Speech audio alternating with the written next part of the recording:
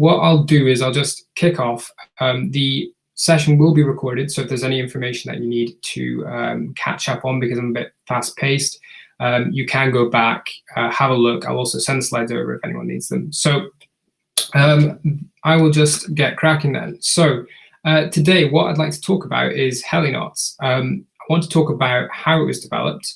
Give me a second.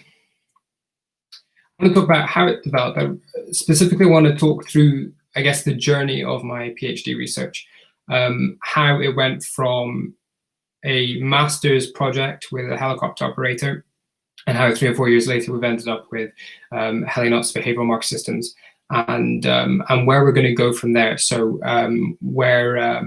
what's the future looking like for the HeliNOTS projects? So like I said, talking through the development, I want to compare the offshore transport HeliNOTS system with the search and rescue one. They're very similar, but there are some differences in terms of the elements. So I want to talk about those. And like I said, I want to talk about the technical crew system that we will have hopefully by the end of the year. So I'll just get right into it then. So before I talk about the studies, I want to make sure that everyone has got a shared understanding of exactly what we're talking about. Now, I know most of the people in the session will be pilots or CRM trainers. I understand that we might have a few students, so I'm just going to lay out exactly what we're talking about so that we're all on the same page. So non-technical skills. Non-technical skills are the social skills and the cognitive skills that complement technical knowledge in a role. They are essential for safe and efficient task performance. We all use them, so if you cross the road, you are using situation awareness to keep an eye on cars. You're using decision-making to assess when the right point is to cross the road. But in high-risk industry, it's what the very best practitioners use to a high standard very frequently. So crew resource management training, CRM. CRM is modular training sessions focused in part on non-technical skills, and they're designed to aid in the mitigation of human error. So a definition from Skybrary is the effective use of all available resources for flight crew personnel to ensure safe and efficient performance. And CRM really is a byproduct of the catastrophic aviation accidents that happened in the 1980s. I'm sure everyone here will have heard of Tenerife, and the Everglades disaster, where human error has contributed to really terrible things happening. So CRM is currently in its 6th generation. So started out in those early 80s as really looking at the flight crew, in particular the captain and the co-pilot. And in some cases, now it's actually encompasses entire companies. So I know some organizations will actually put through the finance department through CRM training. But what's important to note is that it's a mandated aspect of all pilot training for all major airlines. So if you are to have a valid air operator certificate, you need to have, I think it's part D of that is your CRM training, your human factors training. And finally, behavioural marker systems. So what are behavioural marker systems? They're a structured framework for assessing non-technical skill performance. They outline the core non-technical skills and elements associated with the role, and they're often based on empirical research. So the behavioural marker system, it will have those core categories associated with the role in question, and then it will break those skills down into elements. So let's take, for example, teamwork. An element of teamwork is, say, support. There'll be a positive example of that. So, for example, provide support when a teammate is struggling.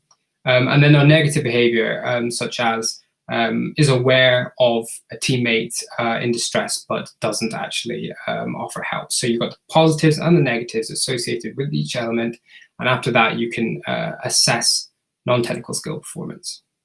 So just to be aware, there will be time at the end for questions. There is a slight lag on this. So I'm speaking now, you guys will hear it about a minute later. So when we get to the end, I will open up for questions. It may take me a little bit to reply to them because I'll have to look at the YouTube stream. So diving into the research. So we started with a study comparing the non-technical skills of offshore transport and search and rescue pilots. This was in late 2016. And what we wanted to do was we wanted to see if, first of all, if the non-technical skills at play were the same. And then we wanted to look at the elements of them where there's slightly different ways in which offshore transport pilots and search and rescue pilots might utilize non-technical skills. So to do that, we recruited 28 pilots, 12 of them were search and rescue, 16 were offshore transport, and we put them through an interview based upon this critical incident technique. Now, what the critical incident technique is, it's essentially where I would sit down with a pilot, I would ask them a load of generic, non-technical skills-based questions, and then speak to them about a critical incident. So I'd say, tell me if something went wrong, and if something went wrong, how would you handle it? How did your team tackle it? What was the outcome of it? And we transcribed the interviews out and thematically coded them. So what I mean by that is we took all the data, we looked at them, we established a coding scheme for search and rescue and a coding scheme for offshore transport. And we highlighted parts of text that indicated that a certain non-technical skill was being used. So for example, if something related to a pilot noticing something, we would code that as situation awareness, perception of surroundings. So we developed these two coding schemes, and we wanted to compare them. What we found was that the pilots used the same core non-technical skills, and I don't think that should be a surprise to anyone. But they did vary based upon the elements of them. So the pilots used the skills slightly differently based around different factors. And the skills really came into play at different stages of the flight. Now, a key finding from this study was that we felt that there was a range of behaviors relating to dynamic emergency scenarios from the search and rescue pilots. And we cross-referenced that against the literature, and we noticed that there was a great deal of overlap with a skill known as cognitive readiness. And this skill was present in the literature in the early 2000s, military literature. So not exactly search and rescue, but reasonably close. But I'll talk about that in just a second. What I really want to talk about just now is those primary skill differences. So situation awareness made of the same elements for both groups. That's Ensley's level 1 perception, level 2 comprehension, level 3 anticipation. So pilots were all seeing things, comprehending them, and projecting a plan. But these were focused on different factors. For offshore transport, it might be to do with landing on an installation, whereas for search and rescue, it could be to do with the casualty location, detrimental weather, those sorts of factors. Teamwork, high levels of coordination for both. Pilots from both roles monitored others, supported others. SAR was a little different. There was coordination with technical crew and external agencies. So SAR might have to work with the mountain rescue teams and also work with the technical crew in the back. So the pilots were coordinating as part of a larger team. Now, leadership was an interesting one. Leadership very rarely actually got mentioned in either of the interviews. And I think that the reason for that is that distinct leadership or distinct command behaviors were reasonably rare. And what you were seeing was more instances of teamwork and the teams sort of taking the role or sharing leadership. What you did see with offshore transport, however, was leadership sort of really came into play on training flights. So perhaps a very experienced senior captain and a more junior co-pilot, there was more of a training overlooking element of leadership, whereas training for SAR was very teamwork based to do with maintaining currencies and things like that. Decision making, quite an obvious one here. Risk management, very different for search and rescue and offshore transport. That feeds into go, no-go decisions. So bad weather for offshore transport, the flight gets cancelled. Bad weather for search and rescue, it very much depends on the severity of the incident that they're attending to. So if someone's broken their leg on top of a hill and mountain rescue can't get to them, then even if it's bad weather, the search and rescue guys are more likely to go. There's also the rescue method for SAR. So there is additional considerations to do with getting to a casualty. Task management.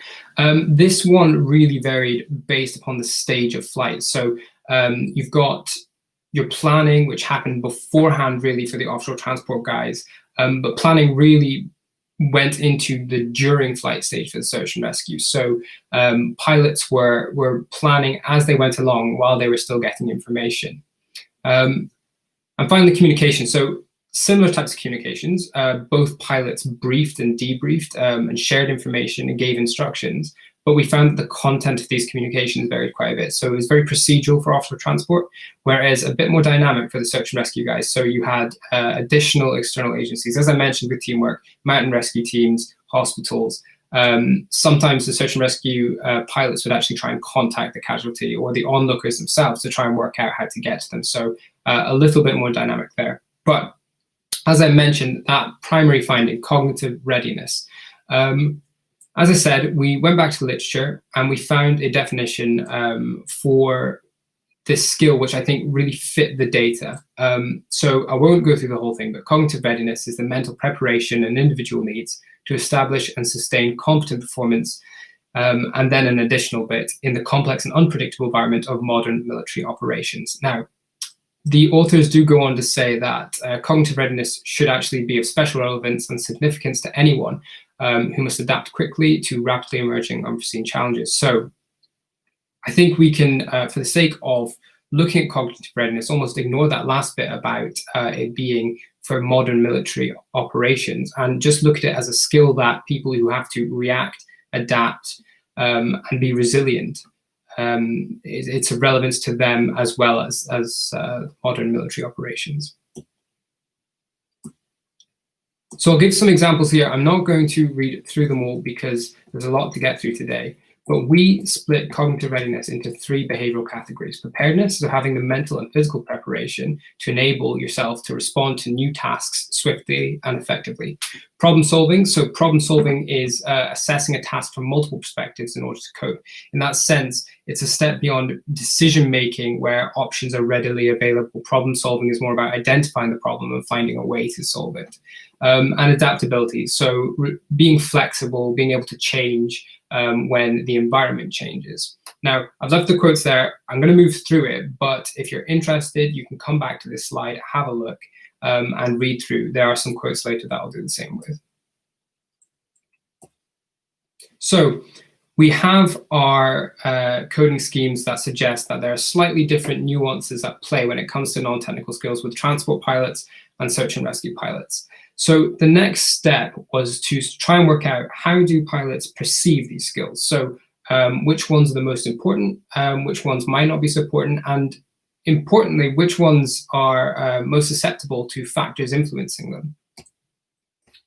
But to do that, we wanted to put together focus groups. So the interviews have been done. Now we want to speak to groups of pilots. The reason being that we might get some slightly different information from the pilots if they speak to each other with me involved rather than just a one-on-one interview.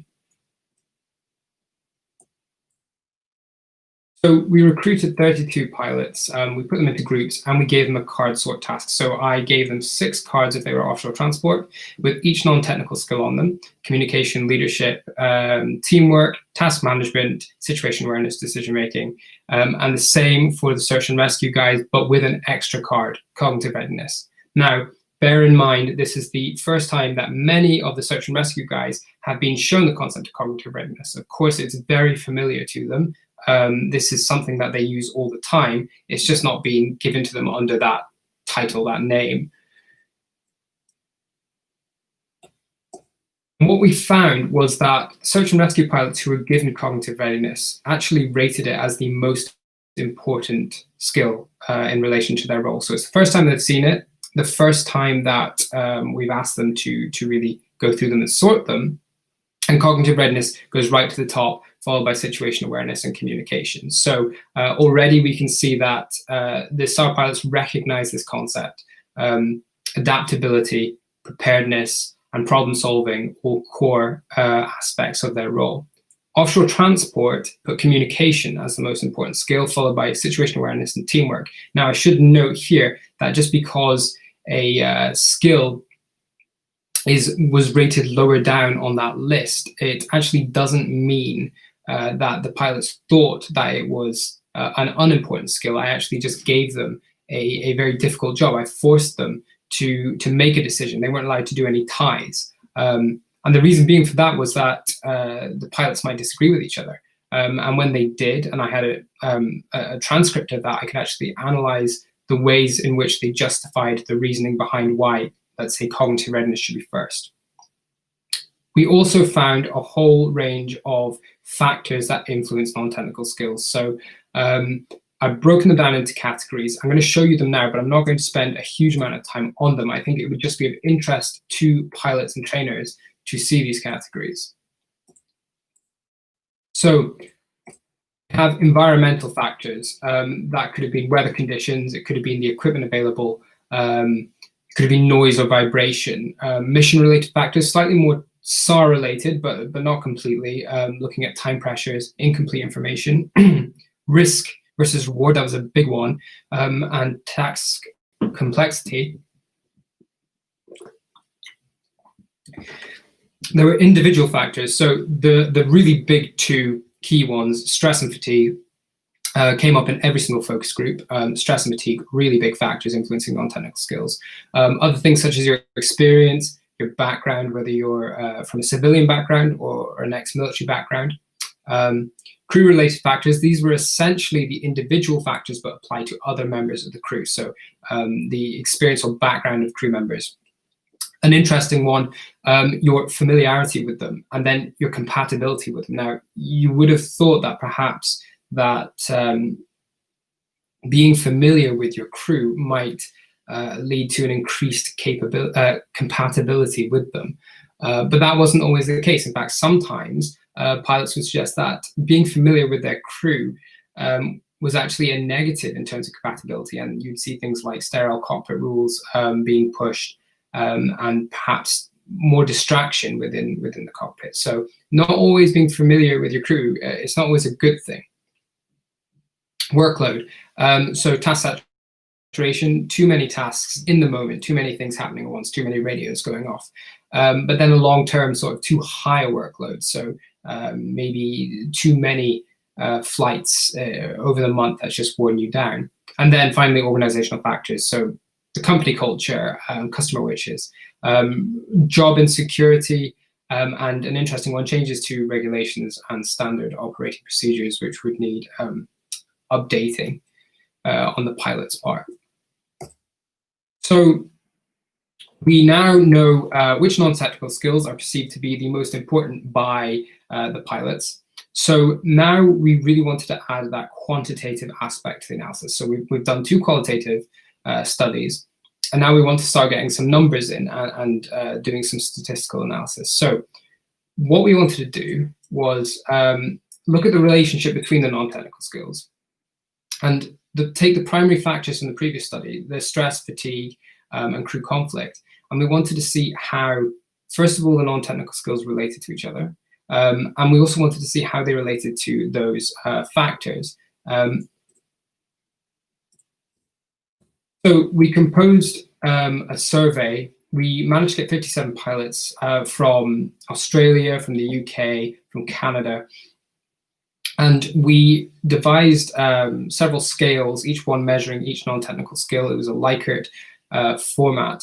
And then we compared the search and rescue and offshore transport responses. Now, this time, I included cognitive readiness for the offshore transport pilots. If I could go back, honestly, I would include cognitive readiness in the card sort task that I spoke about before. But what we wanted to see here was, is cognitive readiness actually as important to offshore transport? Do they perceive themselves as using that skill? So what we found from this analysis was that there weren't actually any significant differences in non-technical skills between offshore transport and search and rescue pilots. And I think that's to be expected. it would surprise me if one role used a skill to a higher degree than another. Over all pilots, task management appeared to be utilized to a higher degree than the other non-technical skills. So the planning, the time management, the preparation, that seemed to be slightly higher than the other non-technical skills. And we also found that stress and crew conflict primarily impacted various non-technical skills. So we looked at stress and crew conflict, but there was also that fatigue measurement. Now, we only got one significant finding for fatigue, and there are several reasons why that could be, but I would suggest that probably the most likely is that the study was slightly underpowered. So if we had more pilots take part, I think we would have found significant effects there. Now, I'm not going to spend too much time talking about those findings. If anyone is interested in the stats behind it, drop me an email. I'd be happy to share them with you. But just to run through them really quickly, for SAR, we found negative correlations between stress and teamwork and stress and cognitive readiness. So in essence, as stress goes up, teamwork and cognitive readiness go down. There was also a negative correlation between fatigue and teamwork. So as fatigue goes up, teamwork goes down. And obviously, crew conflict and stress positively correlated. So the more of one, the more of the other. Now, we also ran some regressions. We wanted to see whether the variance in these scores could be predicted by these factors. Again, this is where the stats get slightly more complex, so I'm going to kind of skim over them, and if anyone is interested, I'd be happy to talk about it with you.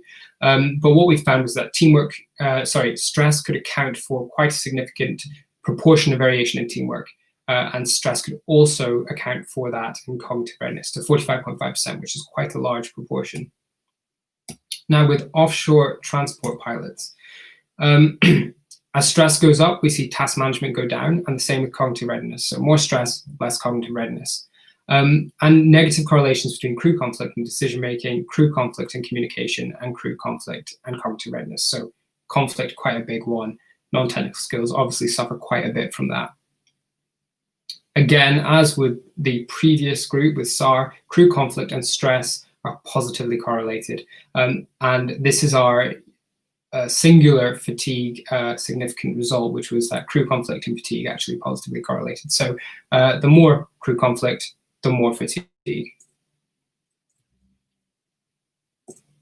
So quite a few regressions there, but we can see that crew conflict accounts for variance in a few non-technical skills, namely decision-making and communication, a dual model of crew conflict, and stress accounts for variance in task management. And finally, stress accounts for quite a bit of variance in cognitive readiness. Again, I can go over those individually if anyone is interested.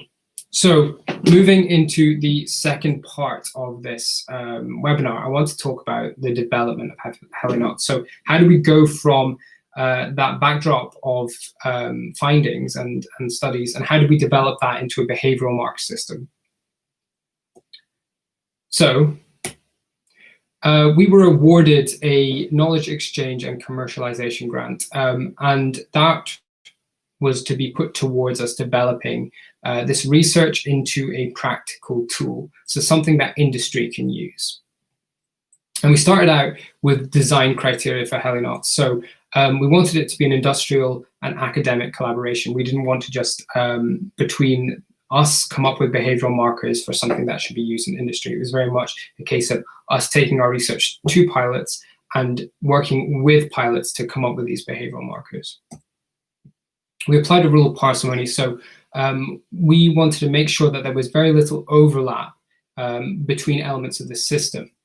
And that kind of goes on to it being pragmatic and usable. So for example, when I first took the behavioral coding schemes that I mentioned in study 1 to the pilots, to start the HeliNOTS process, we had 30 different behavioral elements. Now, to put that into context, a lot of the behavioral marker systems out there in industry have between 10 and 14. So we came in with a huge amount, and the goal there was to find overlap, either amalgamate it or get rid of it, and really make it a simple and usable tool so that it can actually work.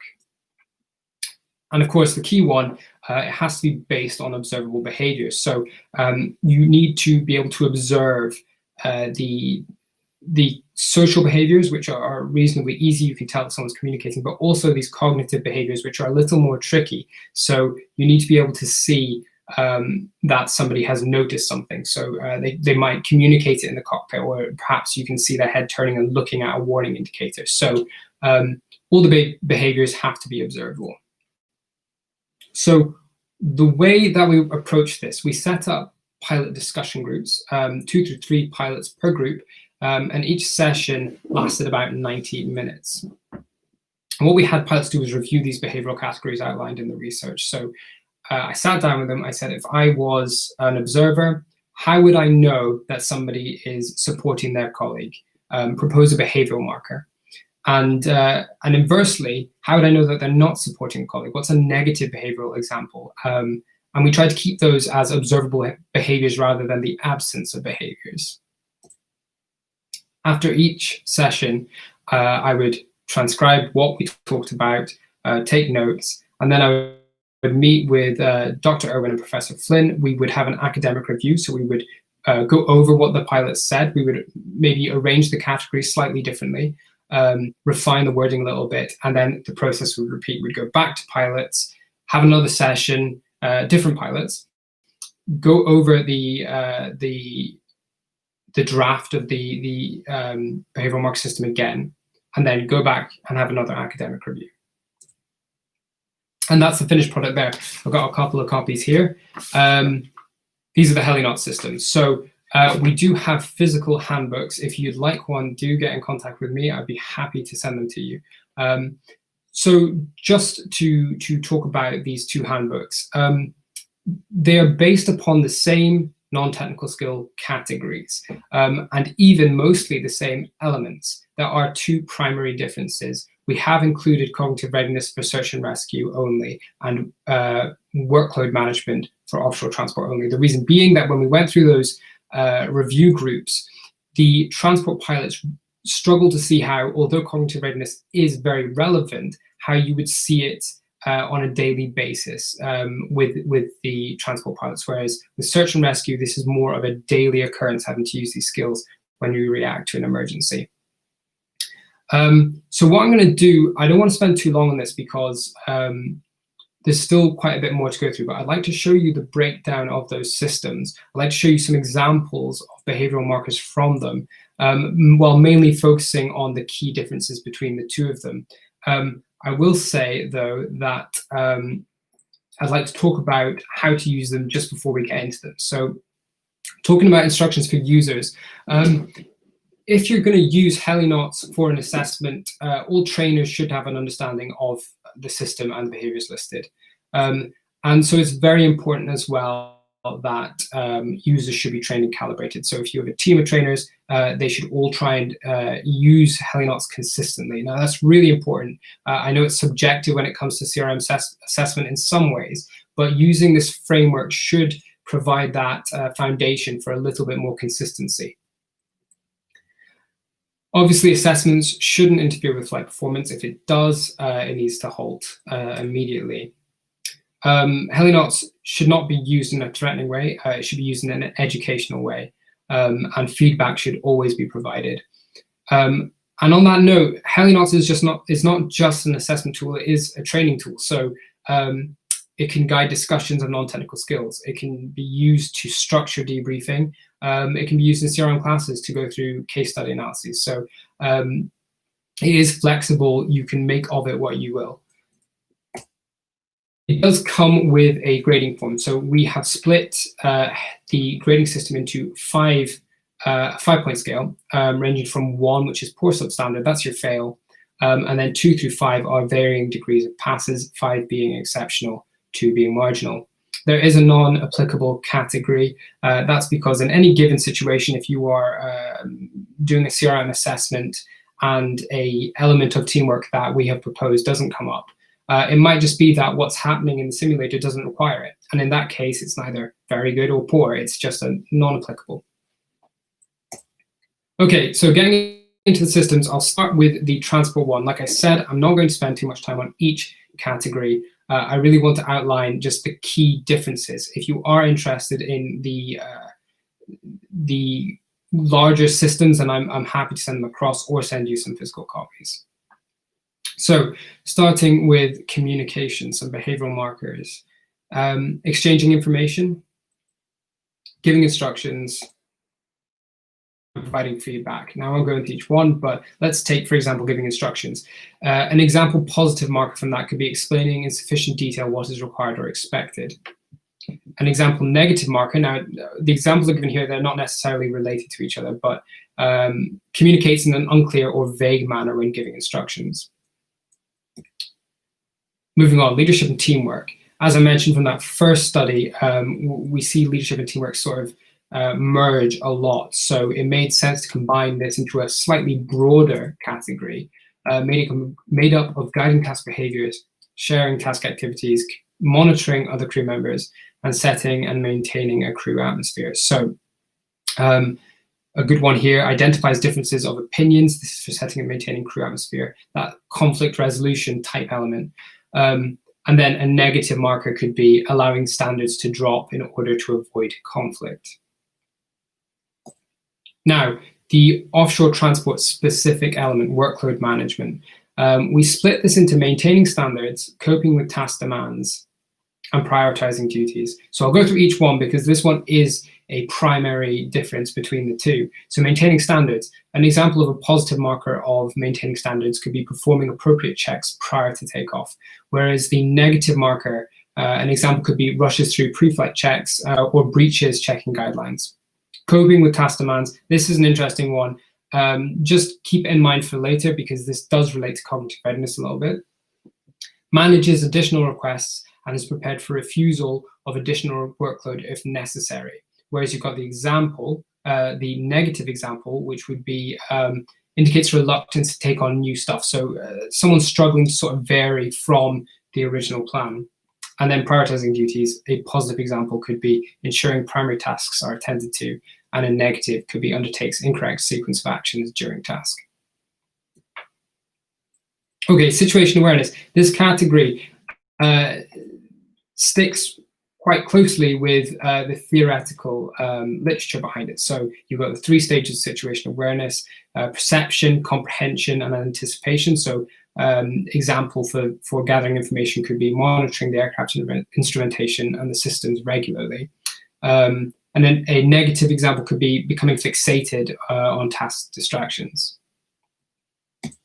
Finally, decision-making, broken into 2 elements here, identifying and selecting options and reviewing course of action. Reviewing course of action being very key here, identifying if anything's been missed by the option that you've selected, and a negative example could be showing an unwillingness to revisit the decision. So just to note on decision-making, one thing I have been asked by people who've got the system so far is, where is the assessment part of decision-making? Where is the awareness of risk? Now, as I said before, there's a rule of parsimony here, so we are keeping these behaviors distinct and we are trying to keep our overlap. That is crucial to making a simple and usable system. Everything to do with risk awareness and evaluating a situation, those behaviors fit into situation awareness. So decision-making might seem like a relatively small category, but an awful lot of what you consider to be decision-making behaviors actually fit into those situation awareness behaviors and can be seen as the step before, I suppose, the decision. Moving into the SAR HeliNOTS. So HeliNOTS S. Now, as I said, we use the same categories and often the same behavioral elements. What changes is the behavioral markers. So SAR pilots might propose behavioral markers that were slightly more structured towards their role. So, for example, with communication, exchanging information. So already you can see an element of risk and hazard involved in this. So promptly warning others of cues suggesting potential hazard could be a positive marker of exchanging information, a negative being continues verbal communication when unsuitable. So if a winching thing's going on, it might not be best to turn around and ask a question to the winch operator, that kind of stuff. Leadership and teamwork, again, combined. Now, an interesting one, I'll talk about guiding task behaviors here, because I think that the leadership is as I mentioned before, could be very shared amongst the crew. So guiding task behaviors, a positive marker could be gathering input and information from all team members, checking everyone is okay with the action that's about to happen. And a negative one that came up, providing minimal or no justification of actions or decisions chosen. So perhaps an overbearing commander or a winch op, perhaps saying this is how we're going to do it, and we're going to do it now. So that could be a negative behavioral marker. Going into the SAR unique categories, so cognitive readiness. We had a huge amount of behavioral markers proposed for this, so we really had to simplify this category. Again, if you're interested, there are plenty of examples in the handbooks, but utilizing preparedness. So being mentally and physically ready to act. An example for a positive marker could be showing an awareness of regulations associated with the potential rescue-related task or action. And a negative could be acting without reviewing checklists or emergency procedures. Maintaining resilience, a really key SAR element here. A positive could be maintaining focus and persist with appropriate actions despite adverse conditions. A negative could be engages in rushed, disjointed, or inappropriate actions in unfamiliar or high-intensity rescue scenarios. And that final category, applying problem solving, so showing the ability to innovate and consider new pathways to achieving mission goal. The negative follows defined responses, kind of falling back into decision making, where if options aren't readily available, struggling to move towards that problem solving type mindset. As I mentioned, situation awareness, very similar, 3-stage process here.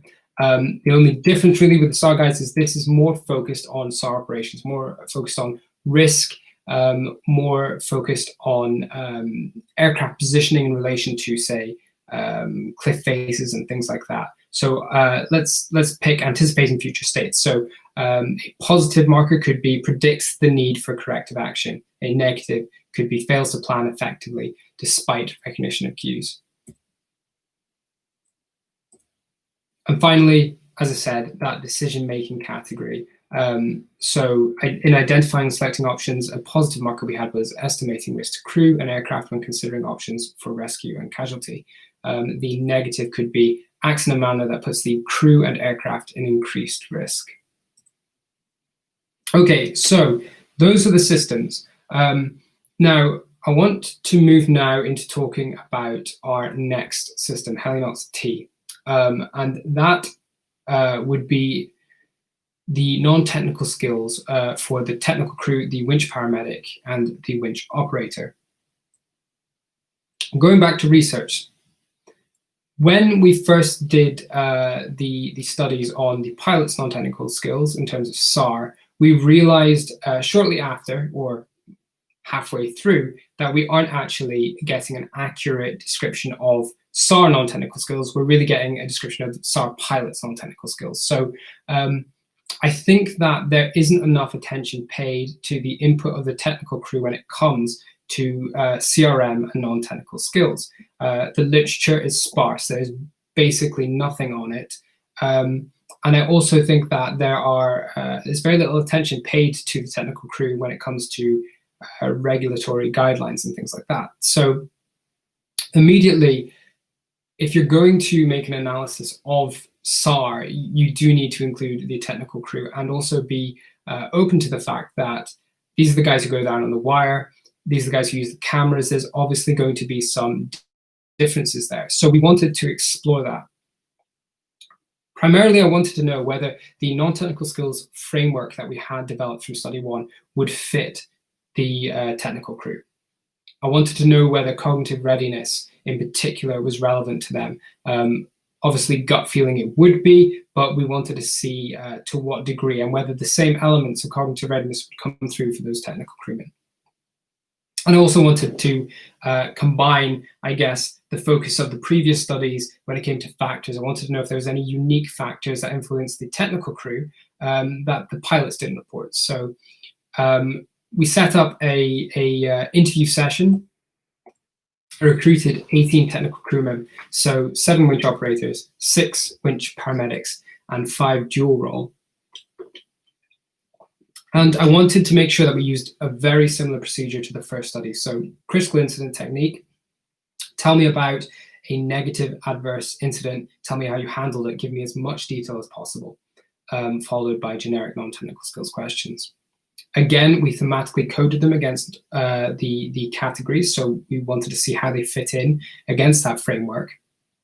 And then I asked about the factors influencing their non-technical skills.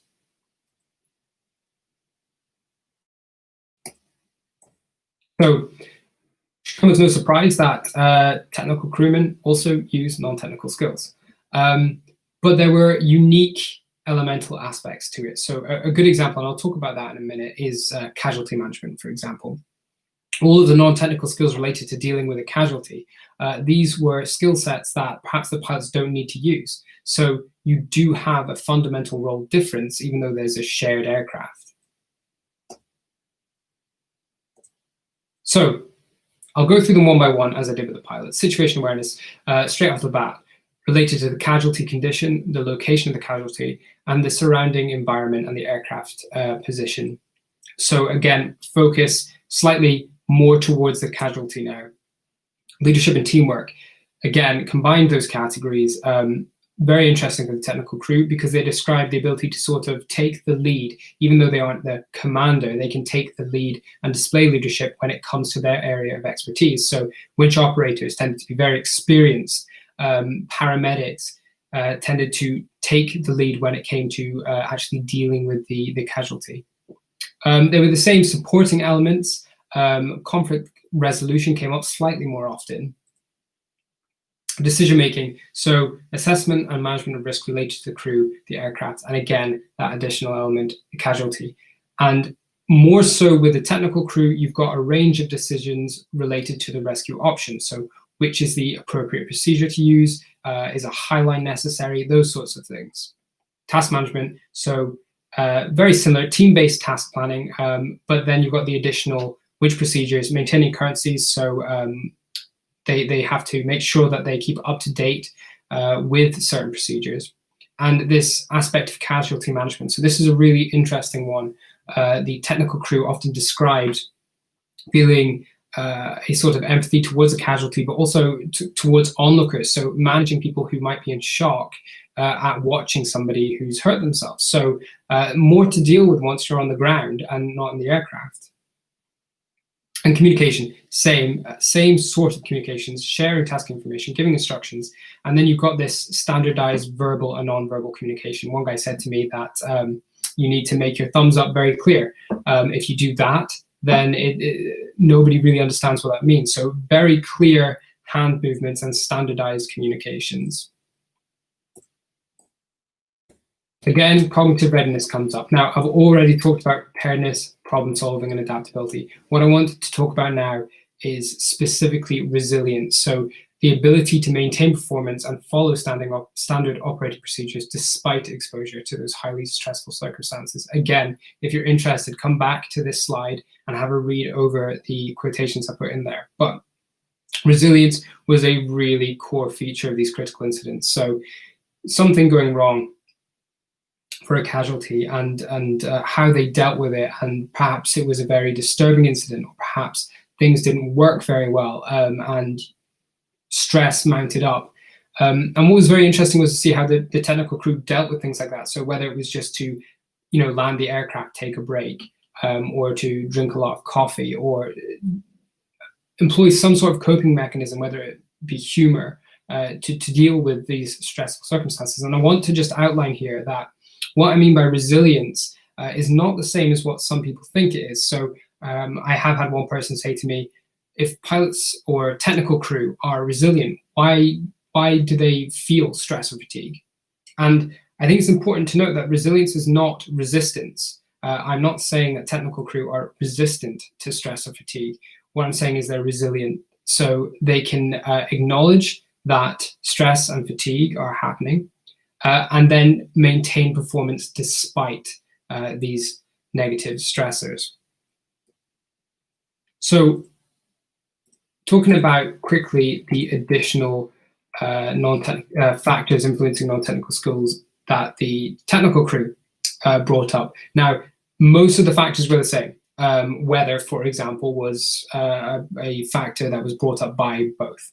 I've outlined a few unique findings here. So mission-related factors, the technical crew talked about communicating with external agencies and how that could affect non-technical skills. They talked about their own personalities, being honest with a casualty or perhaps an onlooker, and courage. That's an interesting one. So going down on the wire when you're in terrible weather. Crew-related factors, so differing priorities. This is a really interesting one, thinking about the priorities in terms of the casualty, but also the aircraft. So an interesting sort of clash there in some aspects. Differing backgrounds, so that civilian ex-military background and how that came into play. The culture in the crew, and also the trust in other crew members. And finally, workload, a couple of unique factors. The tasking frequency, I'm sure this would also be a factor for the search and rescue pilots. It just wasn't mentioned. So if the bell goes several times in a day, I'm sure that mounted up for them. And also the length of duty. So just to wrap up before I open it up for questions, HeliNOTS T. We expect it later this year. The behavioural marker differences will be based around winching, coordinating the rescue, and managing the casualty. That's what I expect. So again, HeliNOTS is pretty much consistent on those categories. The elements don't vary very much, but they do in terms of behavioural markers. So what we expect to see are very different behavioural markers of these skills. We've had 4 organizations take part so far.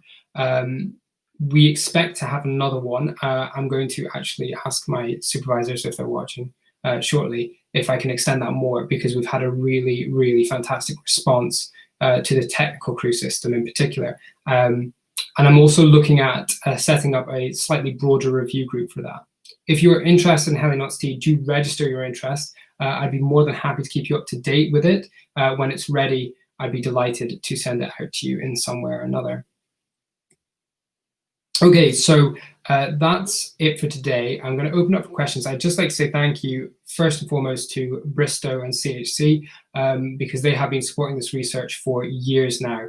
I do appreciate all of the new organizations that we're having contact with, and really look forward to speaking to them in future. So there is a bit of a lag, so if you've got any questions, please let me know now, and I will answer them about a minute after you ask them. Okay, I can see one from Ian. Later.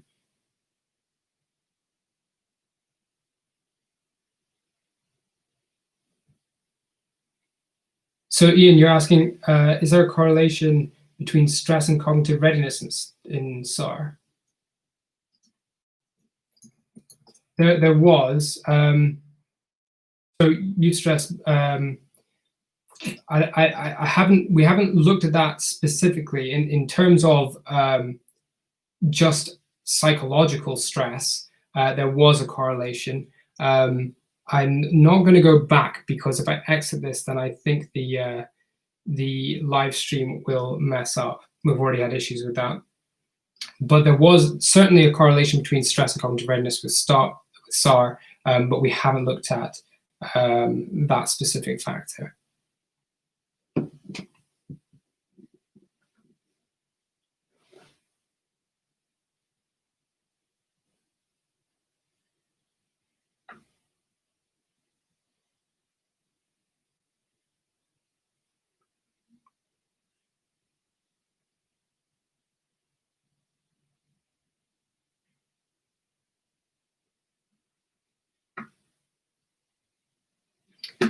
So if there are any more questions, do just put them into the chat box on the right-hand side of the live stream.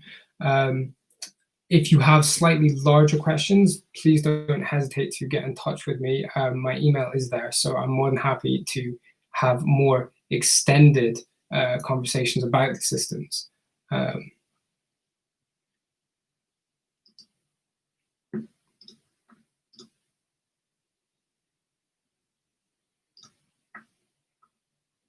I'll just give it a couple more minutes. Okay, here we go.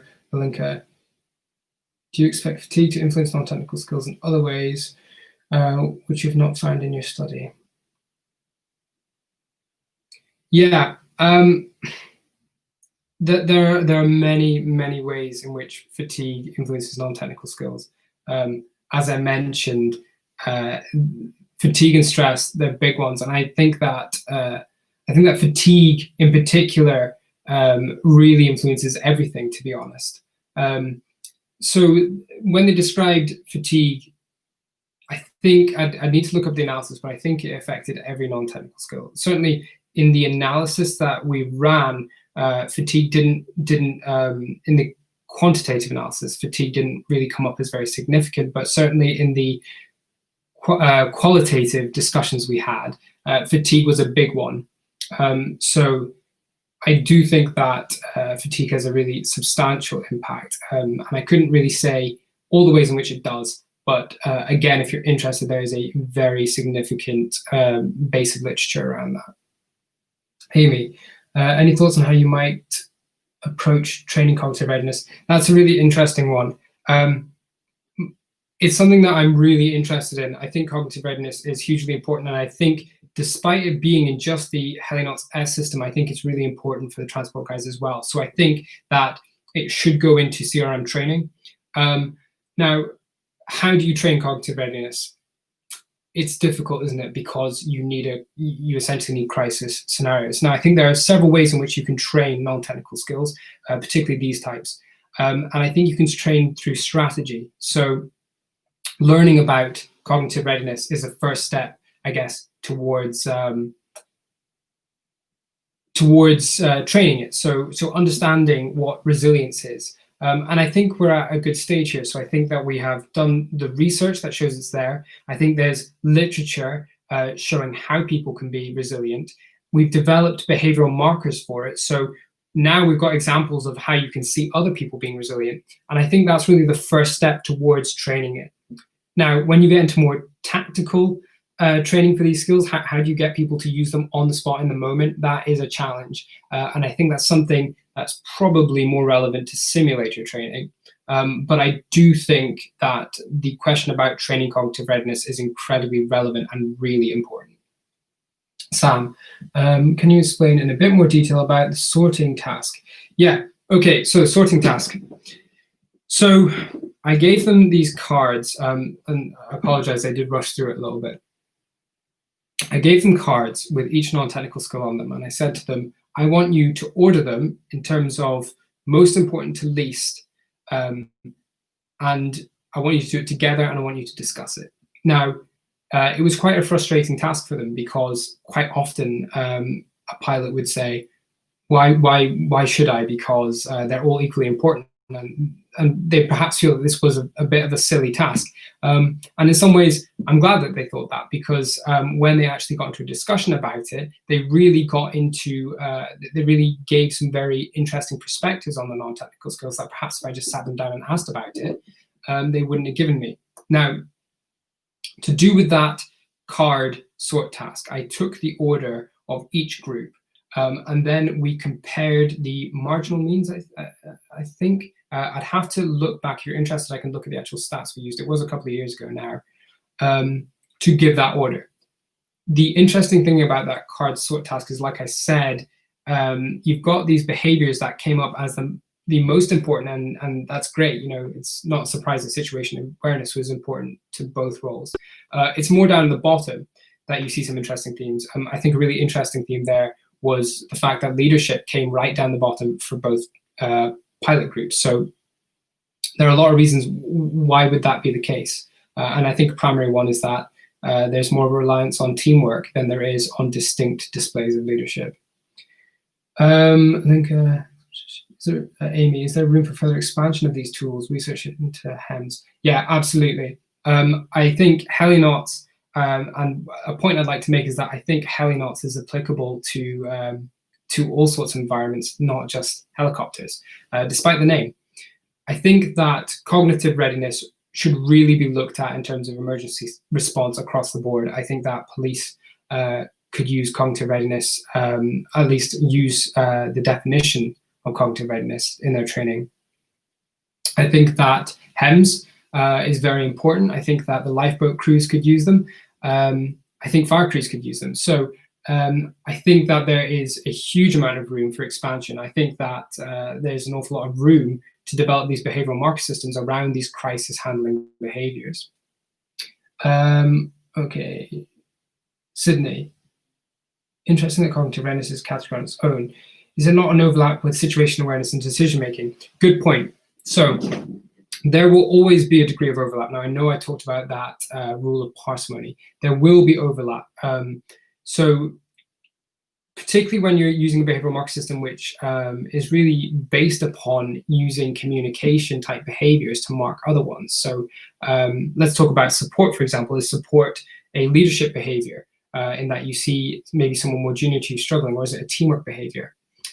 Is weighing up a situation for a decision, is that decision making, or is it situational awareness? Yes, cognitive readiness across the literature encompasses some elements of other non-technical skills. Situational awareness is key. Decision making is key. But so too does teamwork, which encompasses loads of communication behaviors. If you read about teamwork, pretty much every paper talks about the importance of communication to teamwork. So yeah, I understand that there might be some overlap, but I do think that these behaviors are unique. They're a step beyond the typical situational awareness, typical decision-making behaviors. A good example is that problem solving. So it's not just about selecting options, it's about working a way around a problem. So I understand your point, and I think it's a relevant point, and I think it's an important point, especially when it comes to making a usable and precise tool. But I do think that there is case for that skill to be a standalone. Nick, you highlighted resilience in HeliNOTS for technical crew, which has fallen under offshore. Okay, so Nick, when I talked about resilience in terms of the, hang on. For offshore, okay, so the offshore category doesn't have a cognitive readiness category, as you probably noticed. It does have a workload management category.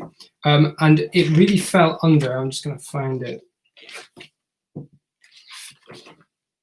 The workload management category of coping with task demands. So coping with task demands, there is some overlap with resilience there. I'm particularly talking about being flexible. So I can read you a couple of more of these markers of coping with task demands. So manages additional requests, we talked about that, prepares to switch and halt tasks when necessary, or negative, such as becoming frustrated or stressed when the task needs to be adjusted. So slightly more in adaptability there, but that's where those sorts of resilience behaviors would come in a format that you would see probably on a more daily basis than the search and rescue resilience in offshore transport.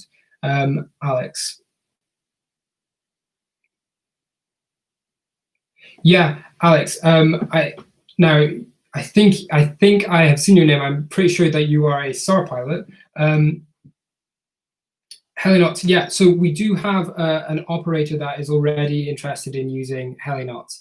Now, I should say at this point that we do need to validate this system. So we have version 1 here, and I anticipate that after we go through some actual trial runs with it, once we use it in simulators perhaps, we might see some small differences. Certainly we do have one operator who is interested in it, and I think is planning to adapt it into their pilot training.